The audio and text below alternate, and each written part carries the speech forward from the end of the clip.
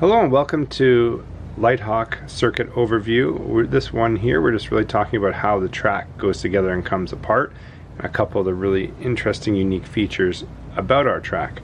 First of all, our track is made of one radius type corner. So when designing the system, we didn't want to get into some of the issues which some of our competitors have that are in other types of either slot car systems or wooden railway, where you've got a whole bunch of different radius turns. You never really seem to have the right one. So when you're kind of creating and inventing your own track, you usually come up short, or the pieces don't quite, meet up. They don't really line up or that because of different radiuses. So we have one radius turn and they're all one size.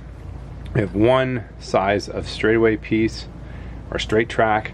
The other part is our power base is exactly the same size, as well as if you have any of our sets with our either hill sections or jump sections, two of those pieces equal the size of this. So it makes it really easy if you're going to create your own layout or combine and put a couple of sets together like a lot of you do.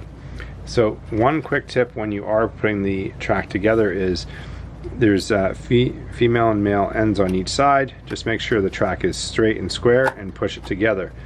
When you are pulling it apart, I usually like to start from one edge and kind of pull it away at a bit of an angle this way. It just makes it easier, and it stops these tabs from getting broken or bent or damaged, which then leads to more difficult putting it together afterwards, or for the second or third or fifth or 10th time. So for that video, that's all it is. Check out other ones and have fun at the races.